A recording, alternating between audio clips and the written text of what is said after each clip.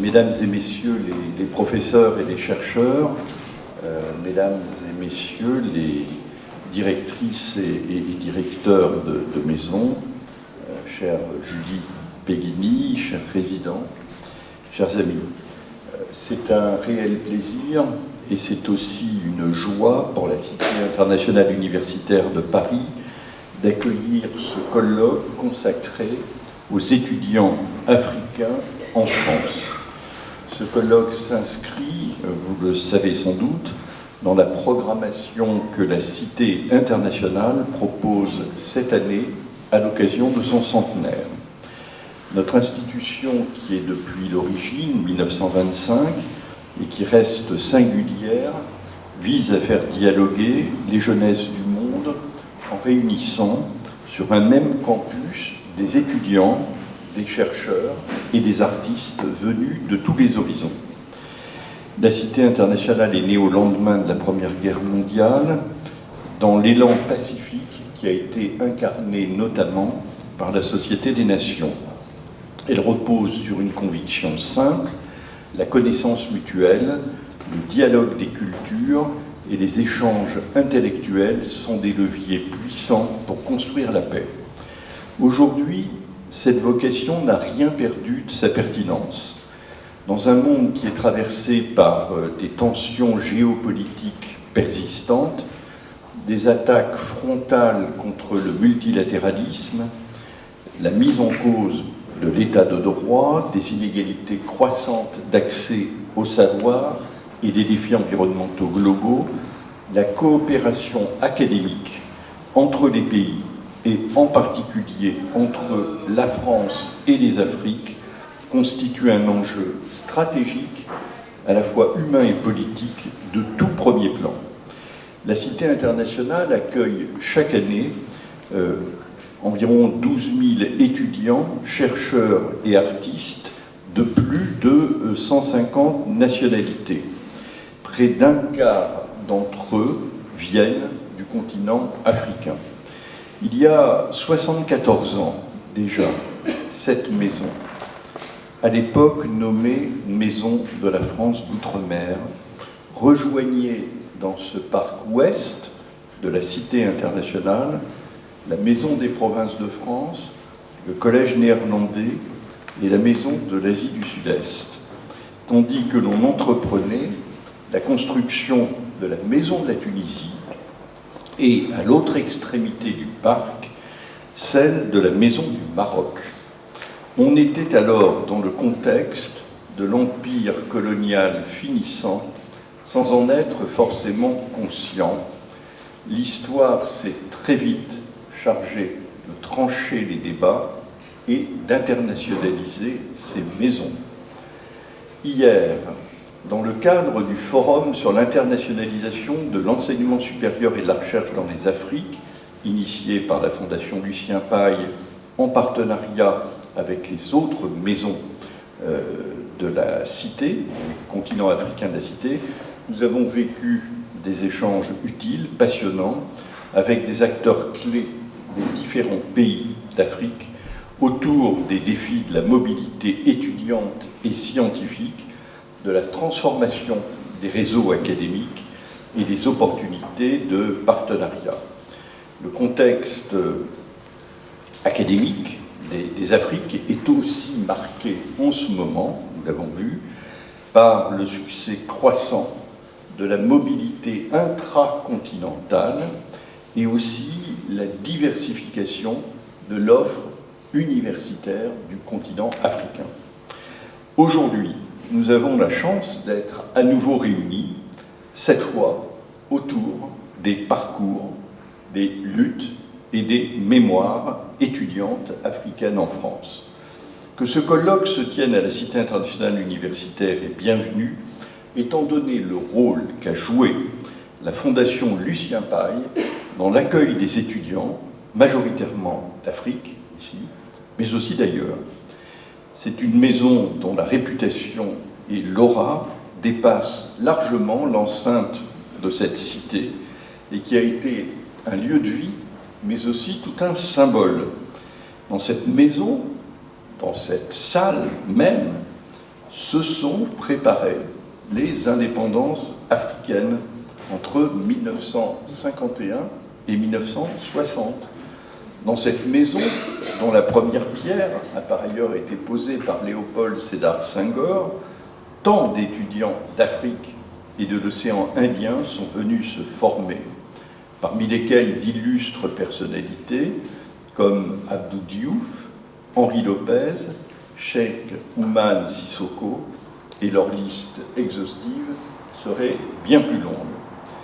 Un premier colloque sur le thème des étudiants africains s'était déjà tenu en 2001 pour les 50 ans de la Fondation Lucien Paille, sous l'impulsion de son directeur d'alors, M. Michel Sceaux, ici présent, que je salue. Le 100e anniversaire de la Cité est à nouveau l'occasion d'interroger les évolutions dans l'accueil des étudiants et étudiantes africains, à un moment où les circulations étudiantes sont plus importantes que jamais, mais aussi en un temps de profond bouleversement. Ce colloque s'inscrit donc dans un temps long, des années 50 à la période actuelle, et la période actuelle, elle va jusqu'à ce matin. Il s'intéressera aussi bien aux trajectoires individuelles, en tout cas à des trajectoires individuelles, qu'à celles de groupes. Les étudiants de Strasbourg, des étudiants algériens, guinéens et congolais, des étudiants en cinéma ou dans les professions de santé.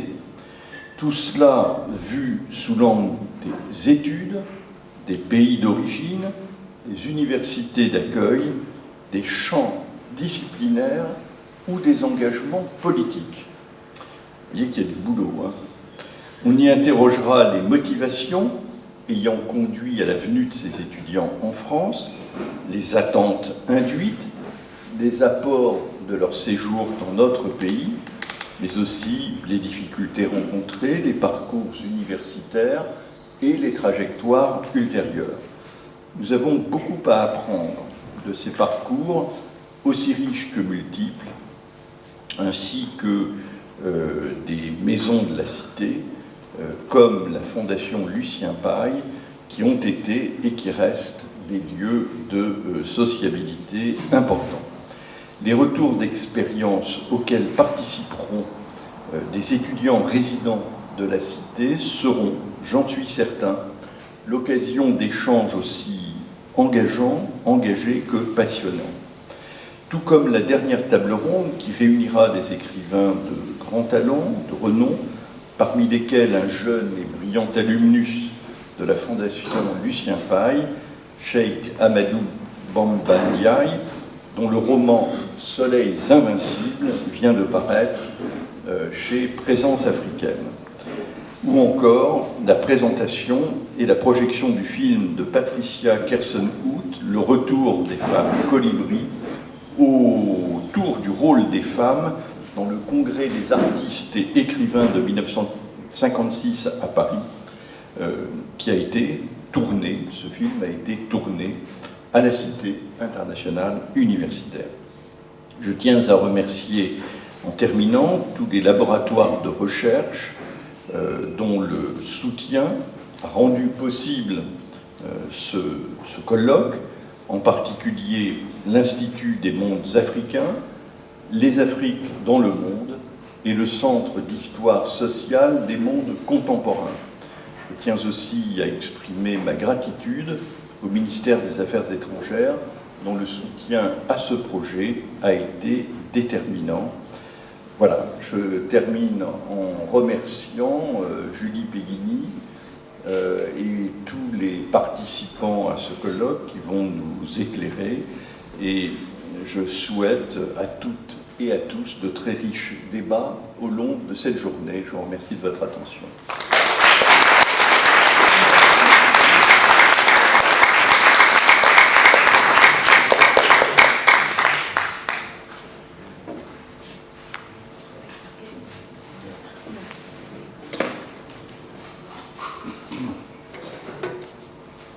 Bonjour, mesdames et messieurs.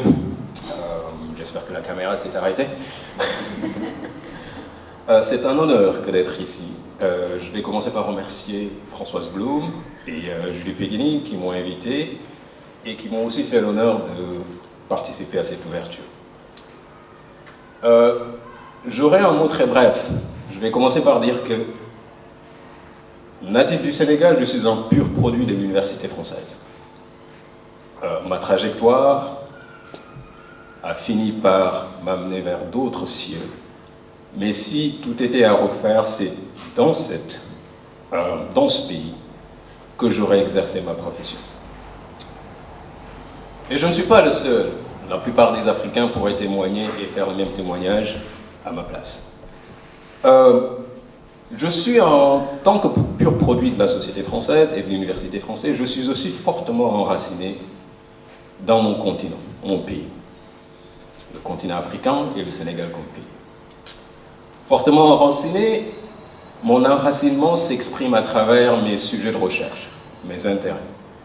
Tout au long de ma carrière, je me suis intéressé à une catégorie spécifique qui est la catégorie intellectuelle africaine, en Hexagone d'abord, et plus tard en Amérique du Nord.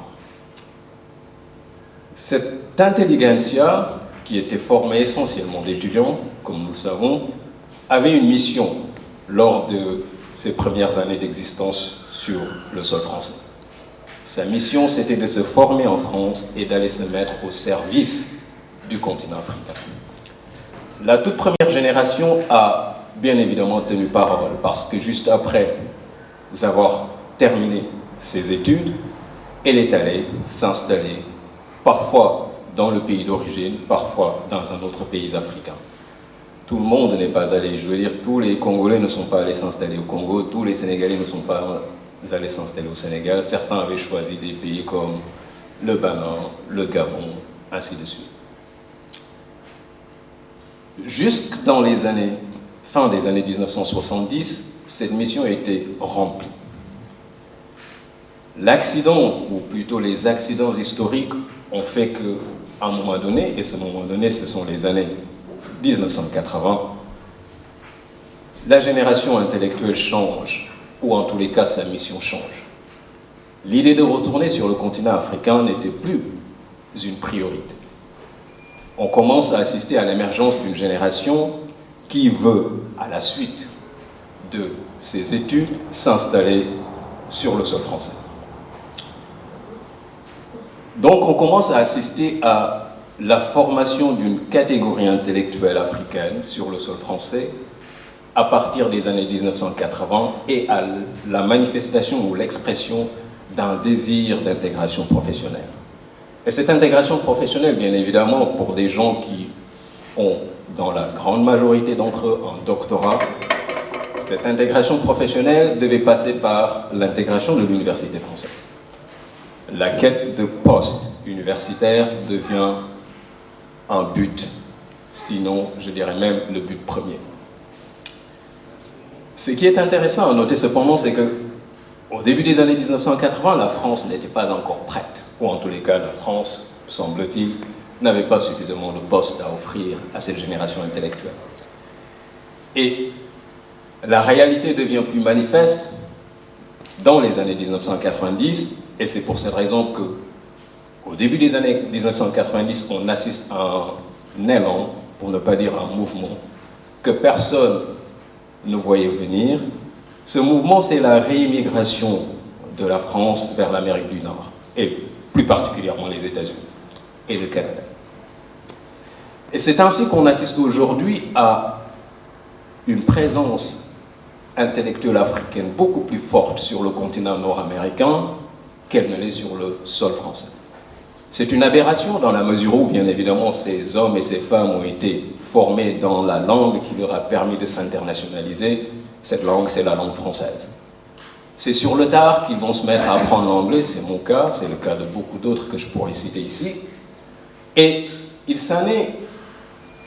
en a résulté en fait une sorte de tension, de conflit entre la société française et cette élite intellectuelle. Parce que cette élite intellectuelle a eu l'impression qu'elle était rejetée, qu'elle n'avait pas sa place sur le sol français, alors que les États-Unis et le Canada, qui ne les ont pas colonisés, en tous les cas n'ont pas colonisé leur pays, leur ont ouvert les bras.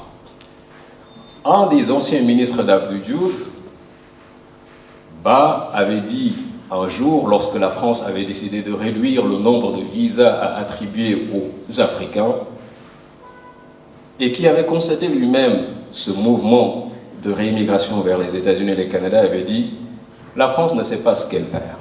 Vous ne pouvez pas apprendre à un peuple à conjuguer au subjonctif passé et ensuite dire aux mêmes personnes que vous n'êtes pas suffisamment qualifiés pour exercer un emploi sur le sol français. Et donc ce que vous avez rejeté, disait-il à l'époque, c'était sous Jacques Chirac, eh bien d'autres pays comme les États-Unis, comme le Canada, vont leur ouvrir les bras et ce sera la perte de la France. Et malheureusement, on assiste à ce phénomène et si j'ai un mot de conclusion ici, ce serait tout simplement de dire que le destin de la France s'entrecroise avec le destin du peuple africain. Il y a francophone, pour être beaucoup plus précis. On n'y peut rien. Les Africains ont été internationalisés par le moyen de la langue française. Ils partagent cette culture, ils partagent les mêmes valeurs que la France et ils ont les mêmes idéaux. Et il serait temps que les universités françaises s'ouvrent davantage à cette élite intellectuelle. Merci.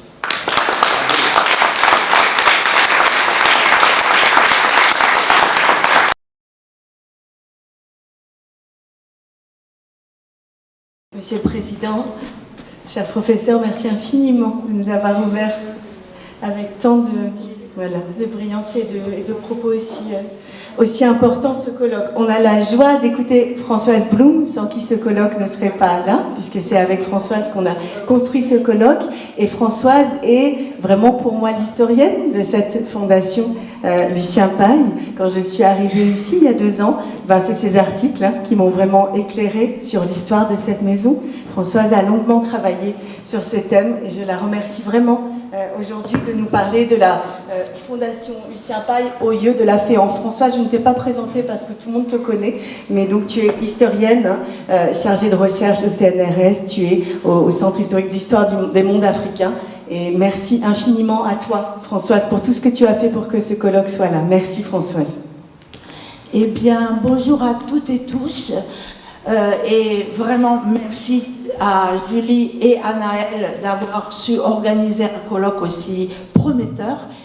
Et je suis très émue, en fait, de parler devant d'anciens directeurs de la maison, devant d'anciens résidents ou de toujours résidents, et j'espère d'anciens membres de la FEANF. Donc j'espère ne pas dire de bêtises, mais si j'en dis, n'hésitez pas à me contredire. Voilà, écoutez, je vais donc aborder ici l'histoire de la Fondation Lucien Paille, nommée, on vous l'a dit, d'abord Maison de la France d'Outre-mer, sous un angle un peu particulier, en me concentrant sur quelques-unes des mobilisations, et elles ont été multiples, dont elle a été le théâtre entre sa création et la fin des années 70, c'est-à-dire de l'ère de l'Union française à celle des indépendances africaines. Je commencerai par une citation, si je peux avoir la diapo. La visite des chambres donne l'état d'esprit des locataires une idée bien précise. Il s'agissait de l'occupation d'une sorte de forteresse que l'on organisait au mieux pour y durer et pour y résister. Au mur, des slogans, des cartes, des tracts, des sortes dioramas souvent malhabiles et curieusement primaires. De la féance, la jarre aux 100 trous, bouchée par des mains associées, avec, accolé comme instrument de progrès et de civilisation, un magnifique pistolet mitrailleur. Ainsi écrit en 1972, le chargé de mission qui va devenir directeur de la maison, Maurice Vallini, et il écrit ça à Pierre Martelot, délégué général de la cité universitaire. Ce sont les temps de la reprise en main, après des années 68 que vous imaginez bien sûr avoir été très troublés. Sur une autre diapo, je vous ai mis une deuxième citation que je ne vous lirai pas, faute peut-être de temps. La FEANF, c'est-à-dire la Fédération des étudiants d'Afrique noire en France, vous le savez sans doute, est une fédération panafricaine qui a regroupé les sections académiques, les étudiants de Paris, de Lyon, de Toulouse, de Grenoble, etc., et les associations territoriales qui deviennent bien sûr nationales après les indépendances de 60. Association des étudiants de Côte d'Ivoire, Association des étudiants du Sénégal, etc. Elle a été déclarée en 1951, l'année même où la Fondation Lucien Paille, alors nommée donc Maison de la France d'Outre-mer, reçoit ses premiers étudiants. La proposition de création de la maison avait été faite dès 1946, mais il avait fallu réunir l'argent et bien sûr construire, tâche qui était revenue à l'architecte Albert Laprade, auteur également du Palais de la Porte Dorée pour l'exposition coloniale de 1931. Il y aura d'ailleurs ici même un colloque sur Albert Laprade en septembre. Les dessins des tapisseries très exotiques que vous voyez sur les murs de cette salle ont été dessinés par le peintre, que je ne connaissais personnellement pas du tout, Roger Bezombes. Plutôt corporatiste à ses débuts, la France se radicalise, devient indépendantiste, hostile à toutes les réformes des années 50 et globalement marxiste. Après 60, elle centrera son action sur l'opposition aux nouveaux États africains et sera le théâtre de multiples débats entre pro-soviétiques et pro-chinois. Vous savez que la rupture sino-soviétique... Ah. Vous ne m'avez pas du tout entendu, c'est ça, jusqu'à présent? Elle sera donc le théâtre de multiples débats entre pro-soviétiques et pro-chinois, la rupture sino-soviétique se faisant en 62, vous le savez sans doute. Elle sera dissoute en 80 par le gouvernement du Premier ministre Raymond Barre, mais à un moment où elle n'est d'ailleurs plus que l'ombre d'elle-même. Toujours est-il que ses membres organisent manifestations, expositions aussi, Nuit de l'Afrique, mais aussi occupations et diverses opérations coup de poing. Son siège n'est pas à la Cité, mais elle est via de nombreux étudiants adhérents très présents à la Cité, comme dans un autre lieu qui héberge des étudiants africains, l'immeuble du 69 boulevard Poniatowski, propriété des États d'Afrique de l'Ouest. De très nombreux membres de son comité exécutif ont d'ailleurs logé dans la maison, et je les ai mis sur la prochaine diapositive, je ne vais pas énumérer. Ce sont eux qui bien souvent sont à la pointe des mouvements de contestation. Un certain nombre d'entre eux seront plus tard ministres, tel Ousmane Camara, Premier ministre Habib Thiam, Magatte Thiam, Abou Diouf, on vous l'a dit tout à l'heure. D'autres, comme Mamadi Ali Diagne, qui devient un intellectuel marxiste renommé, refuseront au contraire de se rallier au pouvoir en place et en resteront les cibles. Léopold de Sédar Senghor a également résidé à la Cité, mais avant la construction de la maison, dont il a été membre du conseil d'administration. Et il en a posé, on vous l'a dit tout à l'heure, la première pierre. Donc la création de la Maison de la France d'Outre-mer correspond à une période des années 50 qui est aussi celle du colonialisme tardif. L'Union française a en 1946 remplacé l'Empire et les ci-devant sujets sont devenus citoyens de cette Union française de par la loi Laminguet du 7 mai 1946, sans que l'on sache d'ailleurs très bien à quoi correspond cette citoyenneté. Tout l'enjeu va être de lui donner un contenu égalitaire. Il est désormais question de développer les territoires africains de la France par l'intermédiaire notamment du Fonds d'investissement pour le développement économique et social, le FIDES, qui finance d'ailleurs partiellement avec les différents territoires la construction de la Maison de la France d'Outre-mer. Développer signifie aussi former, éduquer, alors même que les politiques impériales en matière d'éducation avaient été, avant la Seconde Guerre mondiale, très malthusiennes. Il n'existe encore, au moment de l'ouverture de la maison, aucune université en Afrique française. Un institut des hautes études a été ouvert à Dakar en 1950, mais qui ne devient université qu'en 1957 et accueillera alors des étudiants de toute l'Afrique de l'Ouest. L'université de Madagascar ouvre ses portes en 1960 et en AEF, c'est encore plus tardif. La création de la Maison de la France d'Outre-mer correspond donc à ce double impératif, développer, loger. Elle comporte à l'origine 240 lits, répartis entre les différents territoires de l'ex-empire, et après 60, l'année des indépendances, après évidemment les pays d'Afrique. Il ne s'agit donc pas ici de faire une histoire de la maison, mais de voir comment les étudiants, et très minoritairement les étudiantes, elles sont très minoritaires, s'en sont emparées, en ont fait un lieu de contestation, avec la participation toujours active des militants de la FEANF. Très minoritairement, des étudiantes, car elles sont en France victimes justement de ces politiques malthusiennes qui avaient eu lieu en Afrique avant la Seconde Guerre mondiale, et de plus leurs familles réticent parfois à les envoyer loin. Donc, c'est un lieu de contestation, et contester, c'est à mon sens aussi une façon de faire de ce lieu un lieu à soi, de lui imprimer sa marque. La première contestation intervient déjà en 1953, 2 ans après l'arrivée des premiers étudiants, 2 ans aussi après la création de la FEANF. Elle vise le directeur Gaston, avec des modalités que l'on retrouvera tout au long des années 50 et 60. Elle répond en particulier à l'exclusion d'un résident pour cause de visite féminine, ce qui fait l'objet d'une assemblée générale, après laquelle interviennent de nouvelles exclusions.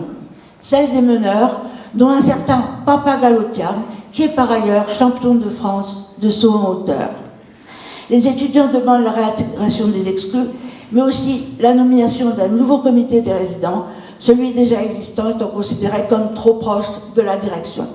La maison est occupée, s'y tiennent plusieurs assemblées générales et une grève des loyers est décrétée. Une manifestation de soutien réunissant plus de 500 étudiants a lieu. Le Parti communiste, dont certains résidents sont adhérents, soutient également. Et c'est la victoire sur toute la ligne.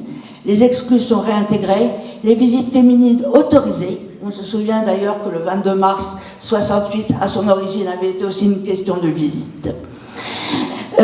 Et un nouveau comité de résidents comprend notamment les contestataires. Les modes d'action, grève des loyers, assemblée générale, vont devenir usuels dans les années suivantes. Une nouvelle affaire intervient peu de temps après.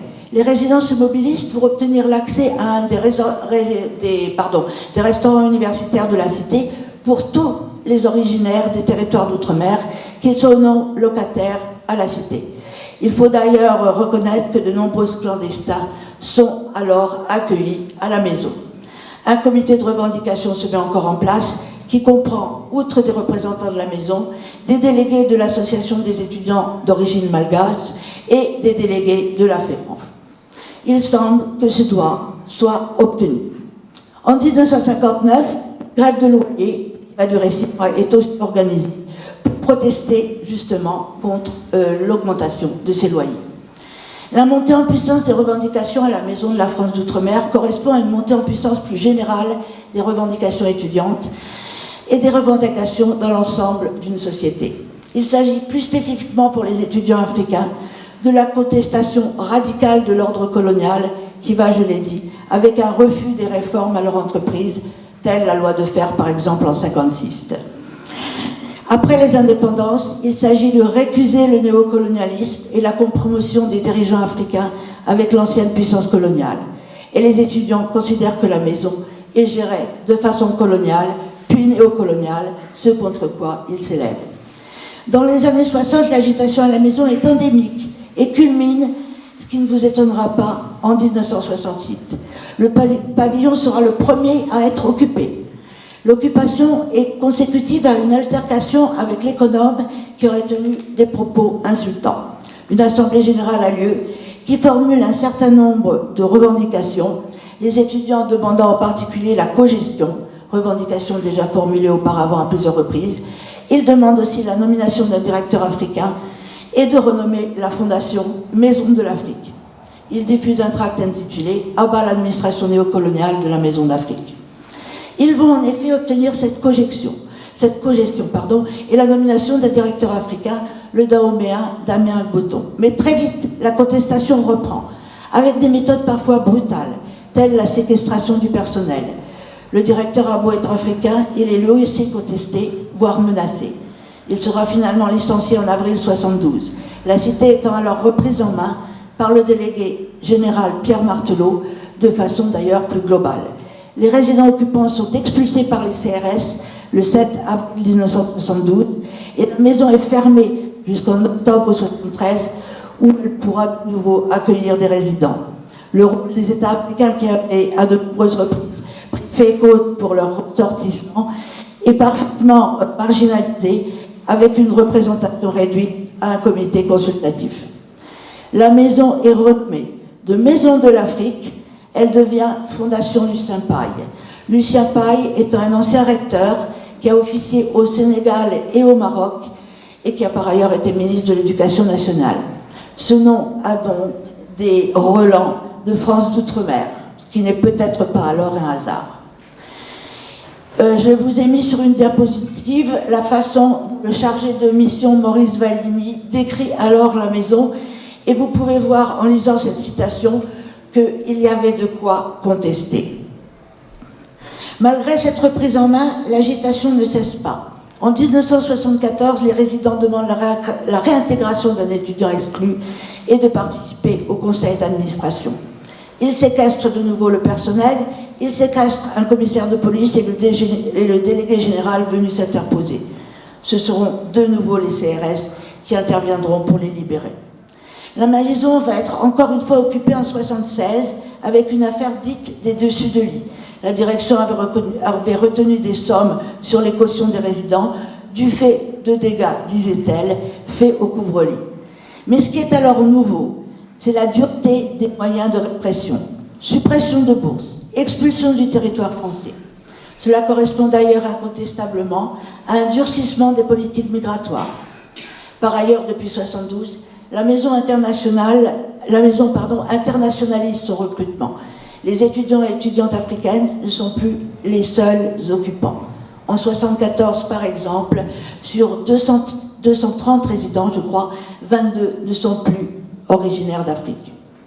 S'achève ainsi un cycle qui est à la fois celui d'une fin d'empire, l'empire français d'Afrique, et celui des années 68, qui, nous le savons, ont commencé avant et se sont terminés après l'année 68, mais qui ont été marqués par des grèves, des contestations multiples, des occupations, mais aussi un désir d'égalité et une lutte sans concession contre toutes les formes d'oppression. On peut noter d'ailleurs que les étudiants africains n'ont pas occupé la seule maison de l'Afrique. En 1967 et suivante, ils occupent, avec des militants de la FEANF, leurs ambassades pour protester encore une fois contre les attitudes néocoloniales de leurs dirigeants. Et la reprise en main n'a pas concerné la seule maison de l'Afrique, mais l'ensemble d'une société, de même que le durcissement des politiques migratoires qui ne touchent pas, bien entendu, les seuls étudiants. Je vous remercie.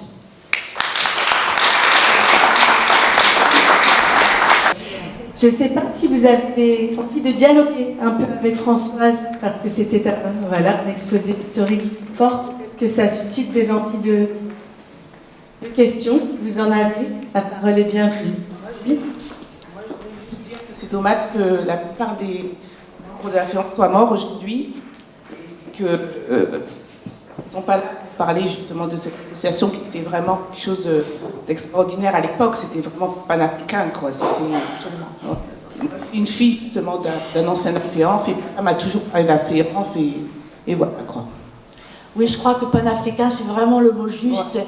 D'ailleurs, il y avait eu une enquête dans les années 60 nommé Jean-Pierre Ndiaye, le Sénégalais Jean-Pierre Ndiaye, et ce que les étudiants lui avaient répondu, c'était que par-dessus tout, ce qu'ils voulaient, ce qu'ils aimaient, c'était le panafricanisme.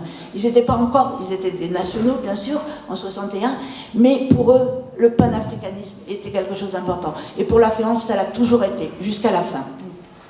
Voilà. Et je vais vous dire, j'ai interviewé pas mal d'anciens militants de la FEANF, dont certains sont toujours vivants, des gens comme Robert Dossou, Alpha Condé, il n'est peut-être pas en très bon état, mais il est vivant. Je connais tous, en fait. Comment ? Pour la plupart, je les connais parce qu'ils étaient amis de papa. Ah ben voilà. Justement, dans la FEANF, j'ai eu l'occasion tous de... Tout à fait. Merci en tout cas.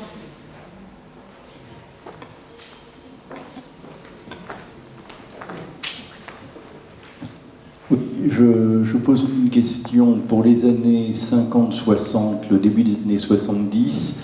Est-ce qu'il y avait une jonction entre les étudiants d'Afrique francophone et les étudiants d'Afrique anglophone?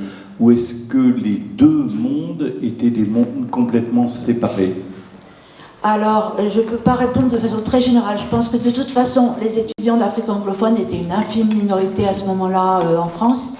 Ce que j'ai vu à la FEANF, plutôt, je n'ai jamais vu à la FEANF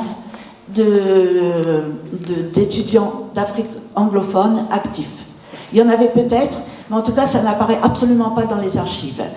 Et je dirais que c'est aussi la même chose avec les étudiants d'Afrique portugaise, parce qu'il y a eu quand même des étudiants d'Afrique portugaise qui étaient en France, qui sont même venus militer à la Cité, mais ils sont encore malgré tout une minorité. On connaît par exemple Mario de Andrade, qui a vécu un moment en France et qui a travaillé à Présence africaine. Mais en même temps, là aussi, très minoritaire, je crois.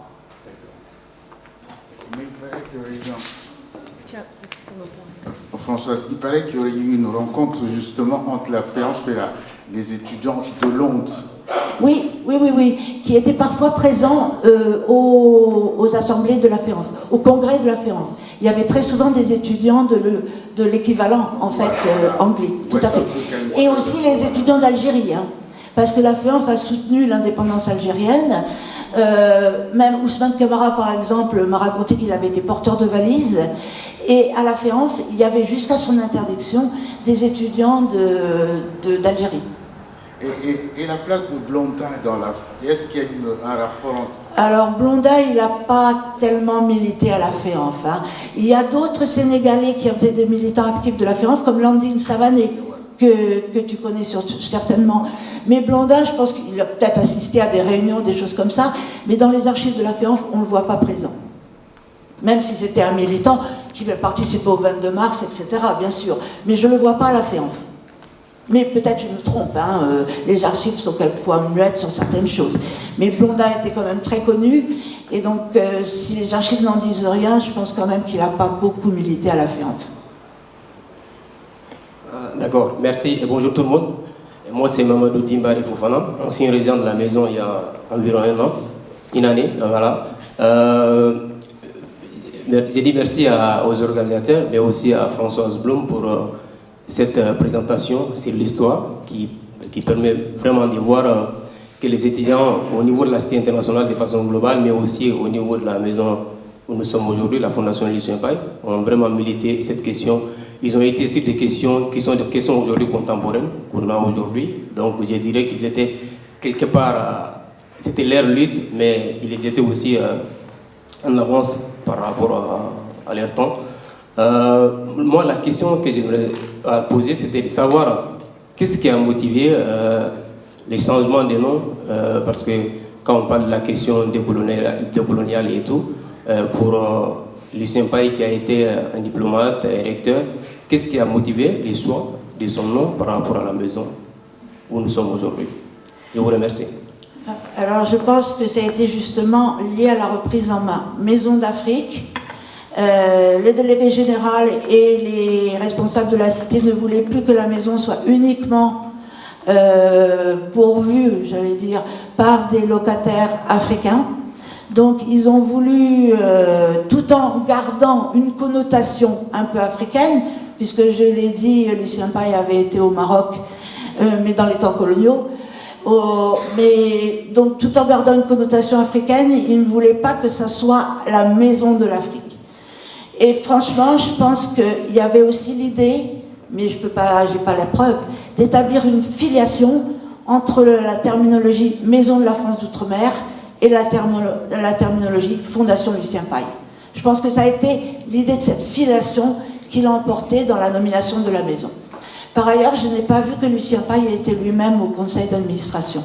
Mais là encore, les archives, quelquefois, ne disent pas tout.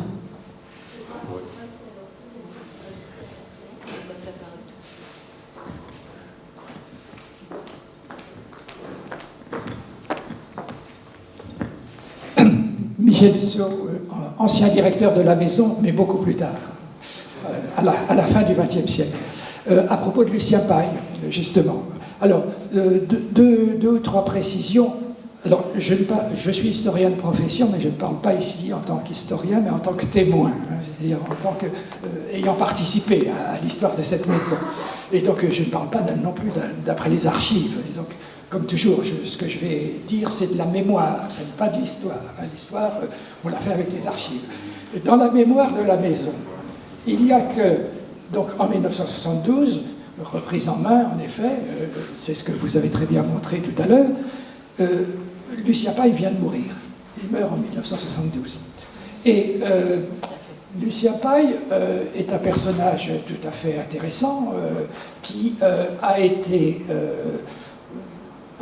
c'est un pur produit de l'université française, normalien, agrégé de lettres classiques, spécialiste du latin et du grec, enfin, mais qui a fait toute une carrière au service de l'éducation nationale aux colonies, entre guillemets, et en particulier en Algérie, au Maroc, en Tunisie, où il a dirigé l'enseignement de l'arabe aux indigènes, comme on disait à l'époque.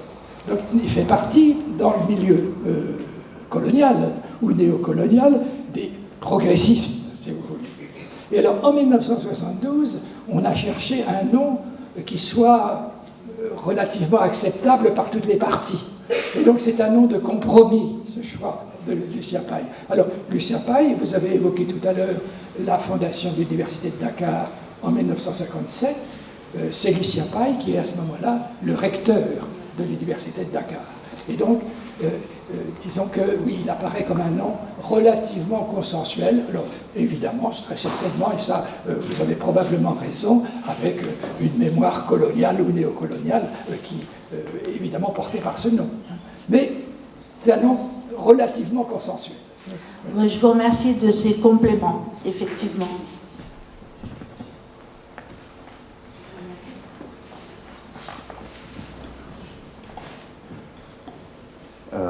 Bonjour, merci pour cet exposé.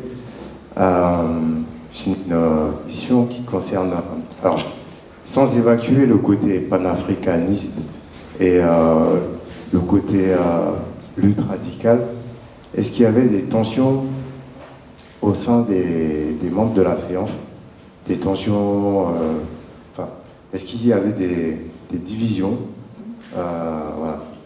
Oui, il y avait des divisions. Enfin, je pense que les divisions ont vraiment explosé après les années 60, justement, comme je l'ai rapidement dit, avec les luttes entre pro-soviétiques et pro-chinois. Et il y a même eu des explosions de certaines associations d'étudiants qui se sont scindées en deux, les unes devenant maoïstes, les autres restant d'un communisme orthodoxe. Avant 60, il y avait aussi quelques oppositions entre les marxistes purs et durs, en général membres du Parti africain de l'indépendance qui avait été créé à Thiès en 1957 sur une base socialiste scientifique, donc entre eux et les étudiants catholiques, des gens comme Joseph Kizerbo, que tout le monde doit connaître, qui a été un des directeurs de l'histoire générale de l'Afrique, Joseph Kizerbo, ou Albert Evo-Edgré, qui étaient les fondateurs du mouvement de libération nationale et qui étaient des catholiques. Alors, il n'y avait pas, disons, de conflit violent entre catholiques et marxistes, mais c'était quand même une ligne de clivage. Comme je vous dis, après, la ligne de clivage, elle s'est faite, et à mon avis, c'est une des choses qui a détruit la FEANF entre pro-soviétiques et pro-chinois. Et puis, évidemment, il y avait aussi le fait que certains gouvernements africains essayaient de mettre leurs billes et de placer des pions à eux. Il y a eu un certain nombre de mouvements étudiants qui ont été créés un peu sous l'égide des gouvernements africains et qui étaient censés faire concurrence à la FEANF. Mais ça n'a jamais très très bien marché.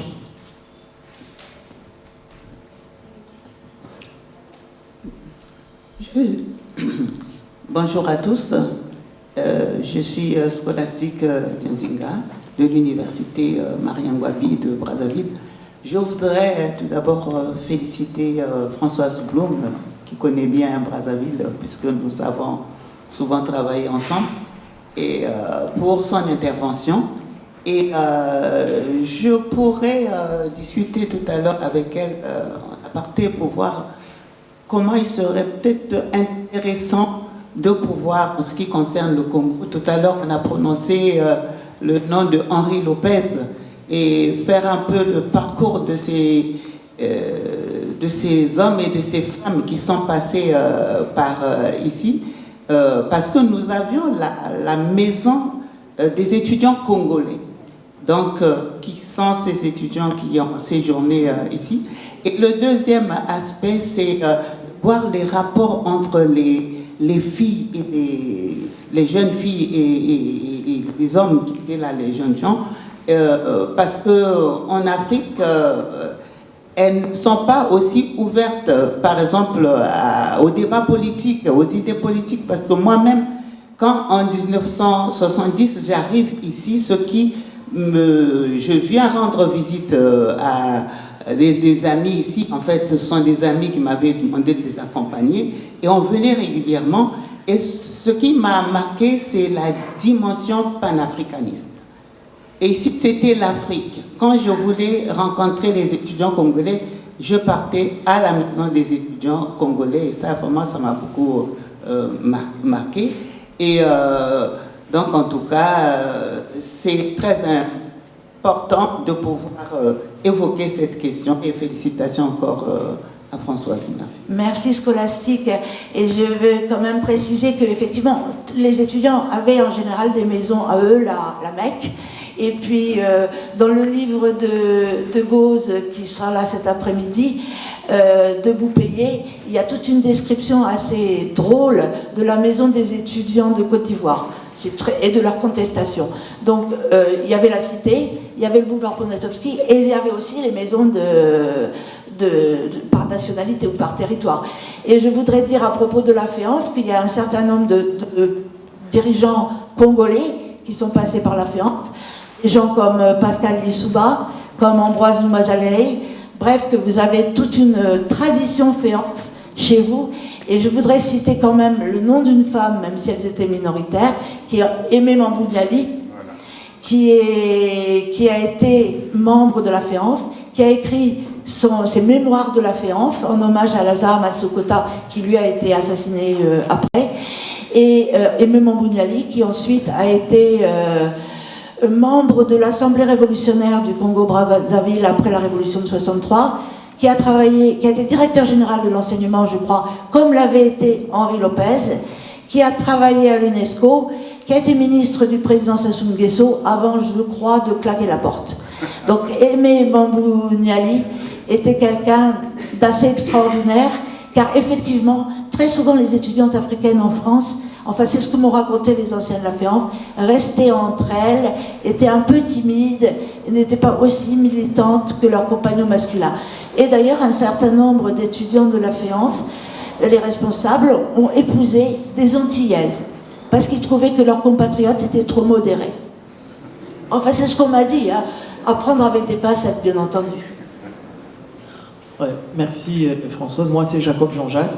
J'aimerais savoir, est-ce que ça vous intéresse de regarder le parcours des anciens étudiants qui ont logé ici à la résidence en Afrique, ici en Europe et aussi aux États-Unis, au Canada? Est-ce que voilà, il y a une étude sur leur parcours, leur devenir après? Bien sûr, moi j'ai travaillé sur le devenir des anciens de la FEANF, dont certains avaient logé ici. C'est-à-dire que la plupart du temps, j'ai été les interviewer. J'ai vu, je vous citais Robert Dessous tout à l'heure, qui a dû loger ici et qui a eu ensuite un rôle très important. Il a été à l'initiative de la conférence nationale du Bénin, enfin, il s'appelait encore du Bénin, pardon. Et je serais très intéressée par pouvoir essayer de faire une espèce de prosopographie des anciens résidents et résidentes quand même, parce qu'il y en a eu quelques-unes, de la maison. Si vous pouvez m'y aider, j'en serais ravie. Ouais, c'est une sorte merci Françoise. Une sorte de maintien de la maison. Oui, tout à fait. J'ai pas compris. Non, c'est fini. Est-ce qu'il y a une dernière question? Merci Françoise pour ta présentation. Moi c'est Sidoine, je suis historien de l'art et résident à la maison Lucien Paille. Particulièrement, je m'intéresse au mobilier artistique de la maison, précisément à cette tapisserie que tu as évoquée et qu'on a tous évoqué ici. Pendant mes recherches sur ce mobilier artistique, j'ai pu remarquer avec les gens avec qui j'ai pu discuter qu'à un moment, et à cause de ces contestations que tu as évoquées, ces tapisseries n'ont pas tout le temps été posées comme ils le sont aujourd'hui dans la salle. À un moment, ils ont été déposés et détalés. C'est le cas aussi de deux tableaux qui sont ici dans la résidence, au premier étage, et qui n'ont pas tout le temps été accrochés. Est-ce que cet état de choses ne serait pas aussi à l'image de ces contestations que la maison a connues? Et je précise que la question, je la pose parce que je sais qu'il y a ici d'anciens résidents, d'enfants d'anciens membres de la FEANF. Alors, je ne sais pas si c'était lié aux contestations, c'est possible. Je pense qu'il y a eu aussi un gros problème de gestion de la maison pendant quelques années. Tout allait à volo. Et l'année 68 déjà, mais pas seulement. Je vous ai montré la citation tout à l'heure comment Valigny décrit l'état de la maison, les douches défoncées, etc., etc. Donc je pense qu'il y a eu effectivement des dégradations et qu'on a dû vouloir protéger et les tapisseries et les meubles de la maison. C'est comme le fait, j'ai pas retrouvé, mais peut-être je m'en cherchais, quelle était la liste des livres et quelle était la bibliothèque de la maison dans le temps, parce qu'il y avait une bibliothèque très fournie, ça j'en suis sûre, et je ne sais pas quels étaient les livres qui étaient à la disposition des résidents.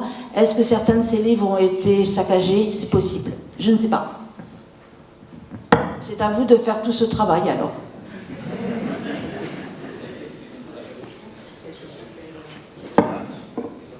Écoutez, je vous remercie à toutes et tous d'avoir posé des questions.